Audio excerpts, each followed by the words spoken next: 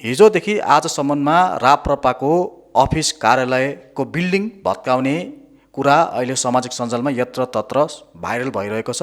बालन शाहले यो पाइला चाल्न प्रयास गरिरहेका छन्। यो सम्बन्धी रहेर हामी छलफल गर्नेछौँ। हजुरहरूले अवश्य पनि सुरुदेखि अन्तसम्म हेरेर हामीलाई साथ दिनुहोला। हजुरलाई स्वागत छ। धन्यवाद छ फेरि स्टुडियोसम्म बोलाएर यसरी स्वागत गरिदिनु भएकोमा। के छ यो अहिले विभिन्न प्रकारको अहिले आवाजहरू उठिरहेको छ, राप्रपाको भवनलाई चाहिँ अब हटाउन पर्ने भन्ने कुरा आइरहेको छ। यसको कारण के हो? यो भवन किन हटाउन पर्छ जस्तो लाग्छ? सरकारले किन यो निर्णय लियो? बालन शाहले किन यो निर्णय लिनुभएको जस्तो लाग्छ हजुरलाई? जनताहरूको रोजीरोटी लुट्यो, तर भत्काइयो। अब स्पष्ट रूपमा भन्नुपर्दा सुकुम्बासी जसले एक रोटीको लागि हातमुख जोड्नको लागि श्रम गरिकन चाहिँ खोलाको किनारामा बसिरहेको थियो, यी व्यक्तिहरूलाई हटाइयो, डोजर लगाएर हटाइयो भने राजा रैती फरक हुँदैन नागरिकको दृष्टिकोणले। त्यसकारण राजावादीको पार्टीमा जुन किसिमको समस्या आइरहेको छ त्यो पहिला रैतीको अथवा जनताको अथवा सुकुम्बासीको भूमिविहीनहरूको सबैको सवालमा एक प्रकारको न्यायिक ढङ्गले राज्यले अथवा स्थानीय सरकारले, जसलाई हामी चाहिँ स्थानीय सरकार अहिले भन्नुपर्दा नगरपालिकामा पनि त्यहाँनिर चाहिँ बालिन शाह एक प्रकारले एउटा विश्व कीर्तिमान कायम गरेको व्यक्तित्व, युवा, जसले एउटै तराजुले जनता राजा रैती सबैलाई एक ढङ्गले विश्लेषण गरिरहेछन्, यस प्रकारले आङ्कलन गरिरहेका छन्। यसमा उहाँको स्टेप गलत छैन। यदि जनताको भवन भत्किन्छ भने त्यो राजाको पनि भत्किनुपर्छ, अब राजावादी पार्टीको पनि भत्किनुपर्छ। भोलि गएर जासपाको बिल्डिङ भत्काला, जासपाको नेता बसेको बिल्डिङ भत्केला, घर भत्केला, सुकुम्बासी बस्दै भत्केला भने भरे गएर तपाईँको चाहिँ एकात्मक राज्य व्यवस्था प्रणाली अपनाएका चाहिँ 240 वर्षसम्म अडेका है कि राजतन्त्र अडाएका पार्टी राष्ट्रिय प्रजातन्त्र पार्टीको बिल्डिङ भत्काउनु यो नौलो कुरो होइन, यो स्वाभाविक मान्नुपर्छ पत्रकारजी। भनेपछि अब राप्रपाको भवन भत्काउनै पर्छ। अस्ति एउटा दिदी गुरुङ दिदीको भत्काइयो, भद्र दिदीको बिल्डिङ भत्काइयो। ठुलो समाजसेवी हुनुहुन्थ्यो, धेरै लामो समयदेखि उहाँको प्रभाव ठुलो थियो।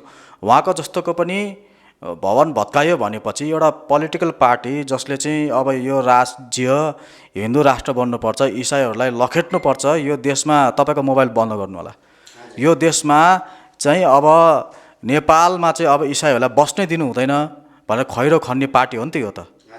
एउटा हिन्दू धर्मले राजनीतिकरण गरिएको छ र अहिले आएर उनीहरूमाथि नै एउटा आपत आइपरेको छ। सरकारले चाहिँ एउटा भनौँ अहिले उहाँको संरचनाहरूमाथि पनि एक्सन हुने काम भएको छ। विगतको दिनमा उहाँहरूको नियमहरूमाथि उहाँले जे जति ड्राफ्टहरू बनाउनु भएको थियो, जे जति विधानहरू बनाउनु भएको त्यहाँमाथि पनि हस्तक्षेप भएको थियो र केही प्रकारको परिवर्तन अवश्य पनि भयो होइन।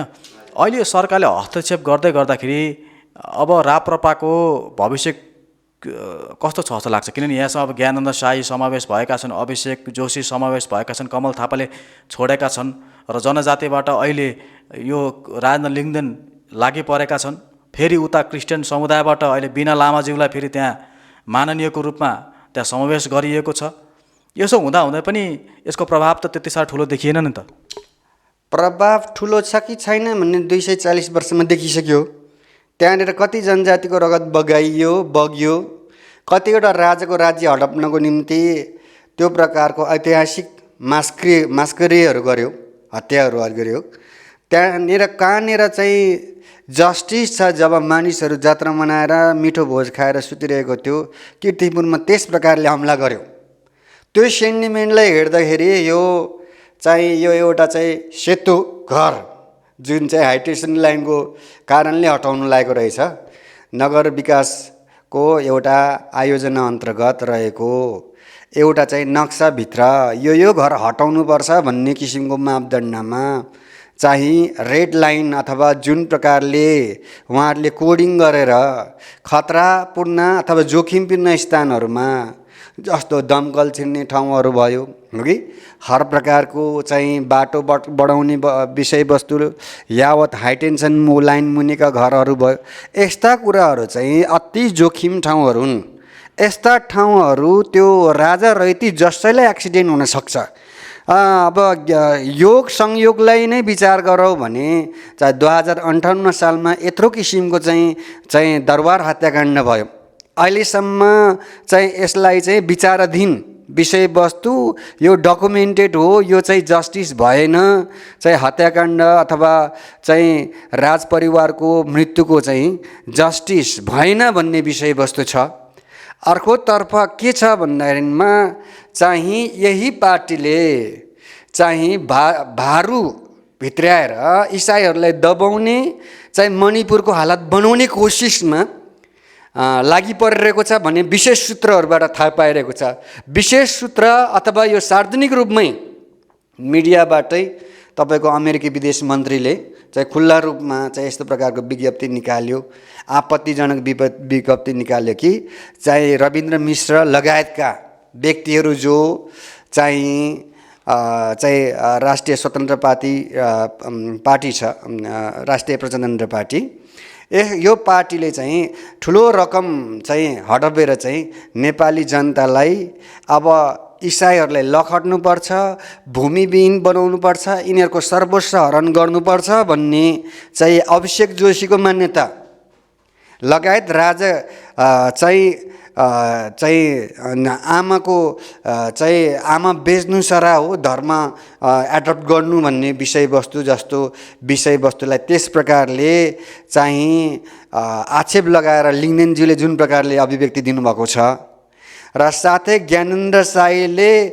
24 घण्टा त्यो डलरको खेती डलरेहरूले यस प्रकारले एमसिसी पास गर्यो, यसो गर्यो, उसो गर्यो भनिकन भित्री रूपमा उहाँहरू चाहिँ मोदीकरण भइराख्नु भएको छ। उहाँहरूले चाहिँ भित्री रूपमा चाहिँ यो चाहिँ मुगल साम्राज्यलाई फेरि पुनर्रूपमा चाहिँ संरचनामा ल्याउने कोसिस गरिराख्नु भएको छ। ग्रेटर नेपाल हामीले पाउनुपर्छ, यसमा बाधक राप्रपा छ। त्यस कारणले यो सिम्बोलिकल्ली यो व्हाइट हाउस अथवा सेतो घर पार्टी कार्यालय उहाँको चाहिँ केन्द्रीय कार्यालय चाहिँ माथि दोजर प्रहार भनेको सिम्बोलिकल्ली परमेश्वरले उहाँहरूलाई दण्ड दिनुभएको हो भनेर देख्न सकिन्छ। किनभने उहाँहरूले परमेश्वरको जनहरूलाई खेदो गर्ने, यो देशमै रहन नदिने, सम्पत्ति चाहिने सर्वस्व हरण गर्ने विविध किसिमको कुराहरू र चाहिँ जनतालाई एकपक्षीय ढङ्गले चाहिँ एउटा अफवाह फैल्याएर चाहिँ धार्मिक द्वन्द्व निम्त्याउने कोसिसहरू गरिराख्नु भएको छ। विभिन्न किसिमको साधु सन्त जसरी चाहिँ योगी आदित्यनाथ अनि मोदीजीले भारतमा यस प्रकारले चाहिँ कुकी समुदायमाथि चाहिँ मैती समुदाय उठाएर यस प्रकारले स्त्रीहरूलाई नग्न घुमाएर यस्तो किसिमको निर्लज्ज, यस्तो किसिमको चाहिँ कल्पनै गर्न नसक्ने, मानव इतिहासमै हुनै नसक्ने घटनाहरू घटाइरहेका छन्। यस्तो परिस्थितिहरू नेपालमा भएका छैनन् भन्न सकिन्न। धेरै ठुला घटनाहरू चाहिँ दरबार हत्याकाण्ड अगाडि पनि भएका थिए। त्यस कारणले गर्दा राज संस्था र चाहिँ यो प्रकारको प्रजातन्त्रिक पार्टीभित्र आबद्ध संस्थाहरूले गरिरहेको ज्यादती चाहिँ सैनिक कु गरेको कुरा छ हैन। तपाईको चाहिँ यो चाहिँ ज्ञानेन्द्र राजाको शासनकालमा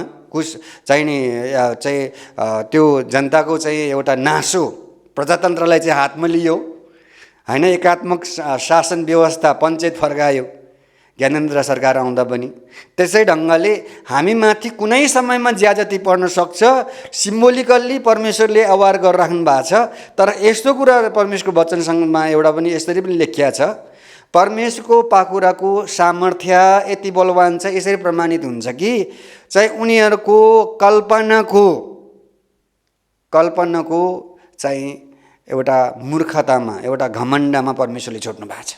हजुर, तपाईँले अघि भन्दै हुनुहुन्थ्यो, एउटा शब्द तपाईँले निकाल्नु भयो अथवा एउटा वाक्य तपाईँले बताउनु भयो, परमेश्वरको विरुद्ध जाँदाखेरि एक प्रकारको न्याय आए पऱ्यो। तपाईँले भन्दै गर्दाखेरि मलाई धरानको चर्चको याद आयो। धरानको चर्च भत्काउनु पर्छ भनेर आवाज निकाल्ने त यी राप्रपाका वरिपरिकै मानिसहरू हुन् हैन, राजावादी मानिसहरू हुन्, हिन्दूवादी मानिसहरू हुन् भनेर बताइरहेका छन्। अब अहिले आएर चाहिँ त्यो धरानको चर्च भन्दा पनि अब यो सेतो बिल्डिङको भत्किने भयो त हैन। भन्न खोजेको एक प्रकारको न्याय चाहिँ ठ्याक्क उल्ट्यो नि त। जसरी हमानको केसमा, एस्तरको केसमा र मोर्देकाईको केसमा हमानले जे जति कुरा आवाज उठाइरहेको थियो त्यो आवाज त उल्टो उसको विरुद्ध लागेको थियो नि त। अब अहिले त्यस्तै भएको देखिन्छ। अब यो हुँदै गर्दाखेरि जुन उग्र रूप एक प्रकारको हिन्दू अभियन्ताहरूमा देखिन्छ, यसमा चाहिँ अहिले मनिषा कोइरालाज्यू पनि लाग्नु भएको छ। र अघि तपाईँले भन्नुभयो रविन्द्र मिश्रज्यू, होइन, एउटा डेमोक्रेटिक प्रिन्सिपलहरू राम्रोसँग सिकेका मानिसहरू अहिले फेरि एउटा पुरातन तपाईँको चाहिँ अभ्यासहरूमा लाग्न चाहन्छन्। राज शासन आउनुपर्छ, राज संस्था आउनुपर्छ, हिन्दू संस्कृति जोगाइराख्नुपर्छ भनेर उहाँले वकालत गरिनु भएको छ। जबकि नेपालमा हिन्दूहरूको भन्दा पनि पुरानो संस्कृतिहरू छँदैछ, जुन तपाईँको संस्कृति हो। र अहिले तपाईँहरूलाई छलमा पार्नको लागि राजेन्द्र लिङ्गदेनलाई त्यहाँको अध्यक्ष बनिएको छ भन्ने सुनिएको छ। यसको प्रभाव कतिको छ? यसले तपाईँको संस्कृतिमाथि कतिको प्रभाव जमाइरहेको छ? तपाईँको संस्कृति त अब इसाई संस्कृति हो, अब तपाईँले क्रिस्चियनमा विश्वास गर्नुभयो, तर तपाईँका धेरै अरू छ नि त जनजातिहरू, कतिको यो चाहिँ समस्यामा छ? जनजातिमाथि र दलित र आदिवासीमाथि ज्याजती भएकै हो, यसलाई नकार्न सकिन्न। यसमा खस आर्य पनि पर्छ। खस आर्य, जनजाति, दलितहरू जुन छ चाहिँ ऐतिहासिक रूपमा हामी हेर्छौँ, त्यो पेपरहरू खोल्छौँ भने चाहिँ छर्लङ्ग पारेर देखिन्छ त्यहाँनिर ठुलो ठुलो किसिमको लामा रिम्पोछेहरूको हत्या भयो। पृथ्वीनारायण शाहको कालमा धेरै किसिमको लामाहरूको हत्या गरियो भन्ने कुरा अभिलेखहरू पाइरहेको छ। यस विषयमा चाहिँ त्यो अभिलेखहरू चाहिँ उहाँहरूले प्रमोसनको निम्ति लेखेको पत्रहरू, जुन जुन काजीहरूले चाहिँ हामीले चाहिँ यति यति हजार, 3-3 हजार, 4 हजार, 1 हजार चाहिँ तपाईँको लामा रिम्पोछेहरूको रगत बगाएकै हो, त्यस कारणले त्यसको लागि हामीले प्रमोसन दिनुपर्छ भनेर लेखेको त्यो निवेदनहरू चाहिँ अहिले पनि त्यो किसिमको पत्रहरू पाइरहेको छ। त्यो अभिलेखहरू स्पष्ट छ। त्यो बेलामा लेखियो उहाँहरूले चाहिँ आफ्नो जीवनमा प्रमोट गर्नको निम्ति। तर अहिलेको परिस्थितिमा फेरि यही कुरा लागू हुन लागिरहेको छ कि राप्रपा नेपालले यस्तो किसिमको नारा लगायो, ल्याउ ल्याउ चाहिँ खुकुरी ल्याऊ, प्रचण्डलाई छप्काइदेऊ। उहाँहरूले एउटा चाहिँ विवेकपूर्ण, इन्लाइटन, बुद्धिको, ज्ञानको, समझको र चाहिँ प्रकाशको, दर्शनको बाटो नभइकन हिंसाको बाटो जान खोजेको देखिन्छ। त्यो हिंसाको बाटो चाहिँ चाणक्य शास्त्रमा उल्लेखित छ। साम दाम दण्ड भेड, यसै गरी 7-8वटा जुन चाहिँ स्ट्राटेजी छ त्यो स्ट्राटेजी अपनाउन कोसिस गर्छ। थर्काएर हुन्छ, फकाएर हुन्छ, जसरी हुन्छ चाहिँ त्यो प्रकारको धातु साधन चाहिँ आफ्नो हातमा पार्ने। त्यस कारणले राज्यको चाहिँ एउटा शासन धातु अथवा चाहिँ त्यो सामर्थ्य आफ्नो पक्षमा पार्ने चाहिँ एउटा अभियानमा उहाँहरू जुन प्रकारले लागि परिराख्नु भएको छ, यसले दुधका दुध पानीको पानी यसै पनि देखाइदियो। जुन प्रकारले रविन्द्र मिश्र चाहिँ जुन प्रकारको चाहिँ सस्तो लोकप्रियता उहाँले चाहिँ BBC नेपाली सेवाबाट गेन गर्नुभयो, होइन, इन्टरनेसनल फिगर रूपमा इस्टाब्लिस हुनुभयो। अनि उहाँको एउटा आवाज चाहिँ हिन्दू राज्य, त्यही पनि हेर्नुहोस्, हिन्दू राज्य जानेर नेपालको भूगोललाई पनि हेरौँ, हामीले गणितलाई पनि हेरौँ, भूगोललाई पनि हेरौँ। भूगोललाई हेरौँ, गणितलाई हेरौँ, यहाँको चाहिँ एउटा पहिचानलाई हेरौँ। पहिचान भनेको जाति भनेपछि सम्पूर्ण जातिहरूलाई आफ्नो आफ्नो किसिमको मास्टो छ, हो कि बोन धर्म छ, चाहे किराँती छ, सम्पूर्ण विभिन्न किसिमको सभ्यताहरू छ। त्यसलाई सनातन भन्ने शब्दले बरु अलिकति सम्बोधन गर्न सकिने जस्तो देखिन्छ। यहुदी पनि सनातनी नै हुन्, होइन, यहुदी विश्वास पनि। अनि तपाईँको चाहिँ यहाँ अहिले एडप्टेड भन्दा पनि परपूर्वदेखि अवलम्बन गरेको संस्कारलाई पुनर्विचार गर्दा कसलाई के ठिक लाग्यो त भनेपछि यहुदी विश्वास पनि अहिले भर्खर 2027 सालमा 2023 सालमा चाहिँ स्थापित धर्म त पक्कै होइन। यहुदी विश्वास पनि तपाईँले इतिहास पढ्नुभएको होला। त्यसकारण यसै गरी बौद्ध धर्मको इतिहास हेरौँ, यसै गरी बुद्धिज्मको इतिहास हेरौँ, चाहिँ हिन्दू धर्म त छँदैछ।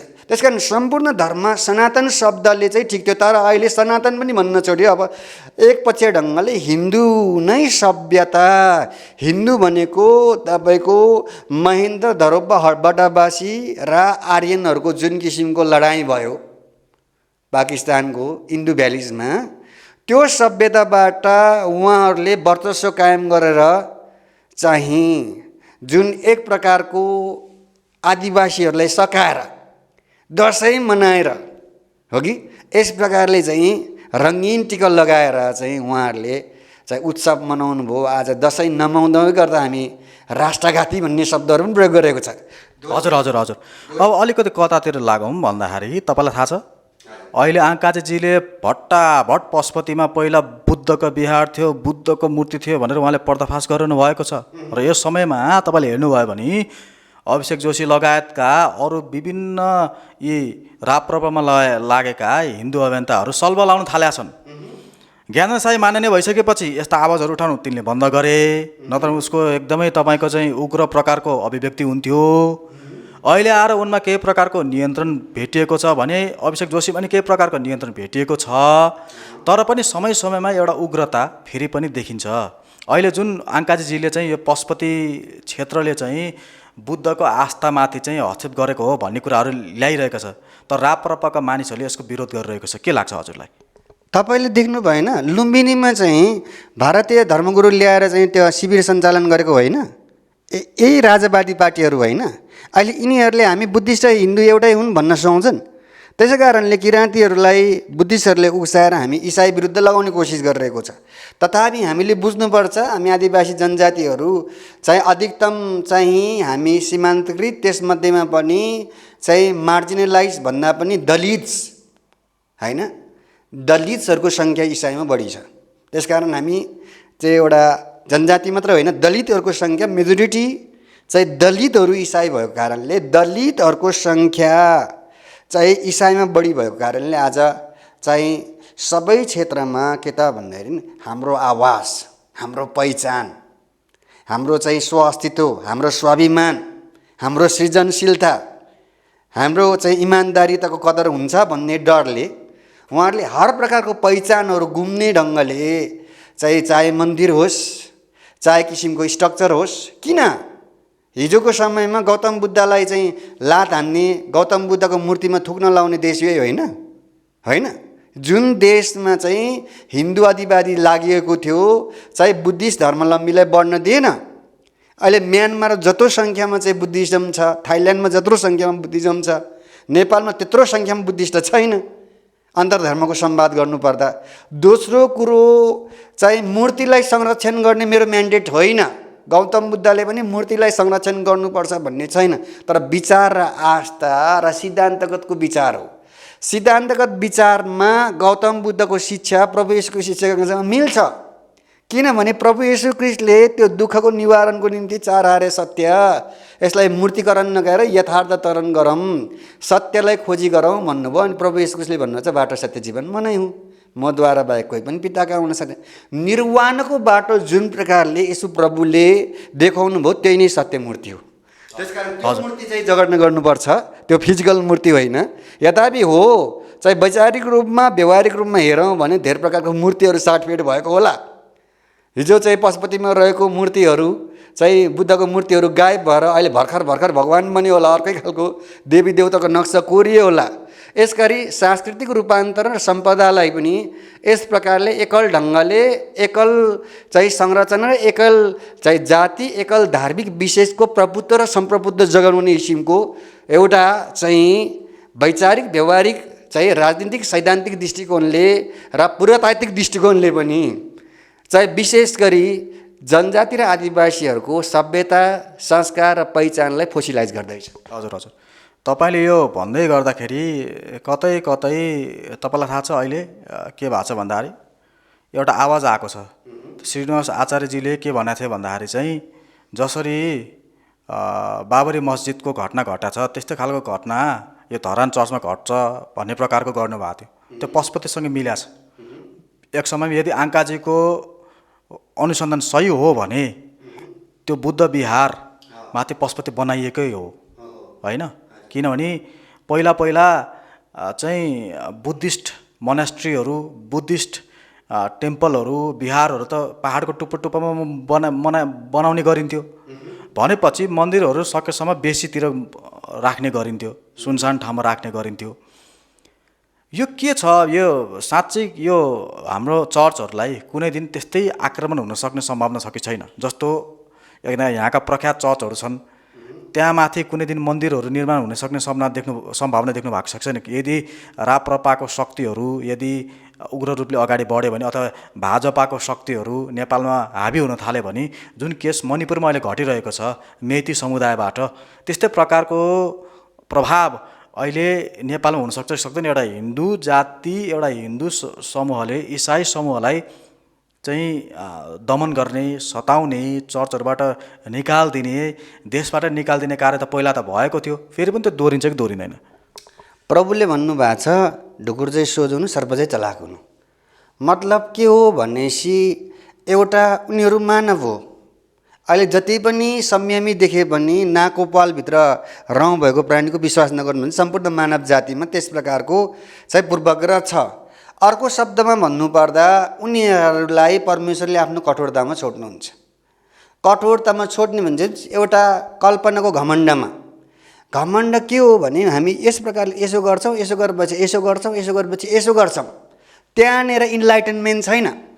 हामी पनि कल्पना गर्छौँ, हामी परमेश्वरको जनहरू पनि कल्पना गर्छौँ र उहाँहरूले पनि कल्पना गर्नुहुन्छ। फरक के छ भनेपछि उहाँहरूको कल्पनामा घमण्ड जोडेको छ, आडम्बर जोडेको छ।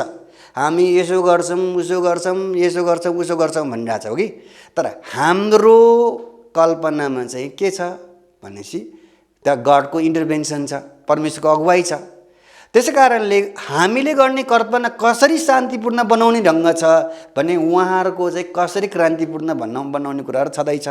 त्यसकारण कुनै समयमा जसैले मेइती समुदायले कुकी समुदायमाथि त्यस प्रकारले घरै जलाएर परिवार श्रीमती श्रीमानलाई बलात्कार गरेर नाङ्गो बनाएर घुमाएर अस्मिता स्वाभिमानमाथि चाहिँ ध्वजा उडाइयो, त्यस प्रकारले चाहिँ अपमान गर्यो, यो कार्यक्रम नेपाल देशमा पनि नभएको होइन। इतिहासमा हेर्छौँ भने नेपाल देशमा कतिवटा स्त्रीहरू हैन लाई चाहिँ रेप गरेको थियो, हैन कति स्त्रीहरूलाई चाहिँ तपाईँको जेल हालेको थियो। त्यो इतिहासमा चाहिँ नेपालको मण्डली इतिहासमा तपाईँले चाहिँ त्यो डाटाहरू पाउनुहुन्छ। त्यो रिसर्चहरूमा चाहिँ के भेट्यो भने त्यो स्त्रीहरूले तपाईँहरूलाई के यौन शोषण भएको छ भन्दाखेरि उहाँहरूले छैन भन्न सक्नु भएन। छैन भन्न सक्नु भएन भने सिम्बोलिकली नेपालीहरूमा एसेटिभनेसको गुण हुन्छ, डिरेक्टनेस हुँदैन। जसरी युरोपियन कन्टेक्स्टमा डिरेक्टनेस हुन्छ, यस र नोमा एन्सर दिइन्छ, चाहिँ नेपाली कम्युनिटीमा चाहिँ के छ, एसेटिभनेस छ। एसेटिभनेस भएकोले जुन कुरा अफेन्ड छ त्यसलाई चाहिँ सिम्बोलिकल्ली नो नेगेसन्स प्रयोग नगरिकन मौनतामा जवाब दिइन्छ। त्यसकारण कसैले खाना खाने हो भनेर सोध्यो भने खाना मन छ भने उसले बोल्नु मिलेन। त्यसकारण यस्तो किसिमको एसेटिभनेसलाई सोसियोलोजिकल एस्पेक्टलाई स्टडी गर्दा नेपाल देशमा पनि यस्तो घटना घटेको थियो हिजोको समयमा। हिजोको समयमा पञ्चायत व्यवस्थामा नेपालमा पनि मेती समुदायले जसरी कुकी समुदायलाई चाहिँ त्यसरी यौन शोषण गरेर नग्न बनाएर चाहिँ त्यस्तो किसिमको जेल नेलमा राखेर त्यस प्रकारले एक प्रकारको एक्जाइलेसनमा राखेको थियो, निर्वासनमा राखेको थियो। यसै ढङ्गले नेपाली समुदायलाई राख्ला भन्ने होइन, राखिसकेको छ। त्यसकारण हामी त 24 घण्टा हातमा कलम, उनीहरू कलम लिएरै हामी चाहिँ जागर रहनुपर्ने बेला छ। हातमा चाहिँ तपाईँको चाहिँ हँसिया लिनेहरू हँसिया छोड्नु मिलेन। त्यसकारण हाम्रो हातमा जे छ डिफेन्सिभ, तपाईँहरूसँग बाइबल छ वचन पढेर, तपाईँसँग गिटार छ प्रार्थना गरेर आराधना गरेर तपाईँ 24 घण्टा अब जागर रहने समय हो। यो एन्ड टाइम चाहिँ अलर्ट होइन, एन्ड टाइम अलार्म चाहिँ बजिसकेको छ। हामीलाई जनाउ घन्टी बजिसकेको कारणले हामी पनि कुकी समुदाय जस्तै गरिकन हुन सक्ने सम्भावित दुर्घटना यो राप्रपा नेपालकै कारणले आउन सक्ने भएको होला थप चाहिँ सतर्क हुनुपर्छ। हामी नेपाली 40 लाख भन्दा बढी अब बाहिरी रूपमा खुल्ला रूपमा हामीले चाहिँ डाटा डिटेल अनुसार 30-35 लाख देखायो। वास्तवमा चाहिँ गोप्य रूपमा भूमिगत रूपमा रहेका विश्वासीहरू सबैलाई गर्दाखेरि कम्तीको नि 40 लाख, अबाउट 40 लाख नेपाली विश्वासीहरू होइन, 13 लाख भन्दा बढी तामाङ समुदायहरू लाखौँ लाख अन्य जनजाति समुदायहरू चाहिँ हामी अब सचेत रहनुपर्छ। अब हामीमाथि पनि ज्यादती नहोला भन्न सकिन्न। चर्च जलाउनुपर्छ, धरानको चर्च जलाउनुपर्छ, डलरहरूलाई लखड्नुपर्छ भनेर आम मेटा भर्जनको फेसबुकमा लेखेर चाहिँ आफ्नो एकात्मक पूर्वाग्रह राखिरहेका व्यक्तिहरूलाई हाम्रो इसाई समुदायले छोला होसियार हुनु पर्ला। अन्तर्राष्ट्रिय अदालत पनि छँदैछ। राष्ट्रिय चाहिँ हामीले चाहिँ सरकारसँग चाहिँ 6 बुँदे समझदारी 5 बुँदे समझदारी हामीले गरिसकेका छौँ राष्ट्रिय क्रिस्चियन महासङ्घबाट। त्यसकारण अब हामी सचेत रहने समय पनि हो। त्यसकारण जुन प्रकारले सेतो किसिमको बिल्डिङ चाहिँ भत्काउने सवालमा चाहिँ यो एउटा इमोसनल र मोरल थ्रेट हो। किन चर्च भत्काउनुपर्छ, चर्च रहन दिनुहुन्न भन्ने आवाज उठ्दै गर्दा आज चाहिँ उनीहरूमाथि नै आज उहाँहरूकै पार्टीको चाहिँ भवनमाथि चाहिँ डोजर लगाउने चाहिँ युवाहरू निस्किरहेछन्, जसले ग्रेटर नेपाल जस्ता एउटा स्वाभिमानी विषयवस्तुलाई उठान गरेर चाहिँ नक्साङ्कन गरेर भित्तामा टाँस्न भ्याइयो। त्यसकारण यो एउटा इमोसनल सेटिस्फ्याक्सन नेपाली जनताको लागि छ।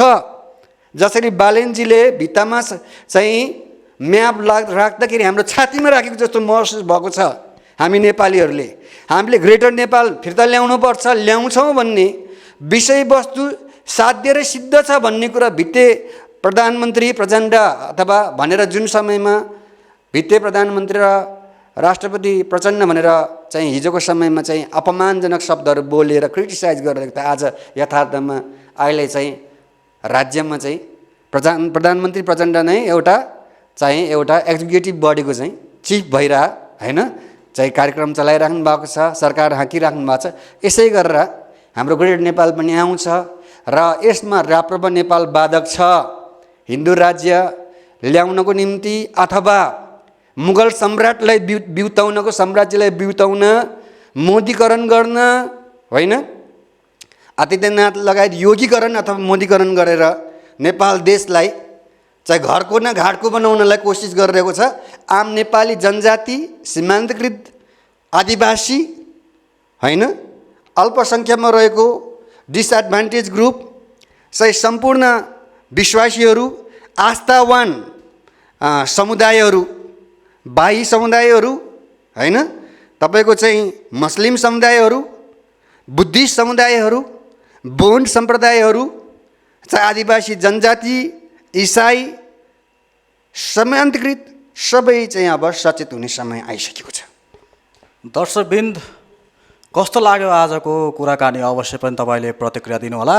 एनक मसायजीको एउटा भिडियो तपाईँहरूले एकदमै मन पराइदिनु भएको कारणले गर्दाखेरि 33,000 जतिले उहाँको भिडियो हेरिदिनु भएको छ। हामी तपाईँलाई धन्यवाद दिन चाहन्छौँ। धरानको चर्च जोगिनुपर्छ, त्यसलाई भत्काउनु हुँदैन भनेर उहाँले आवाज उठाउनु भएको थियो र तपाईँहरूमध्ये 34,000 जति व्यक्तिहरूले सपोर्ट गर्नुभएको छ, हेर्नुभएको छ र तपाईँले असल कमेन्ट गर्नुभएको छ। धन्यवाद। अवश्य पनि हाम्रो च्यानल सब्सक्राइब गर्न नभुल्नुहोला। परमेश्वरले हजुरलाई आशिष दिनुभएको होस्। जय मसी।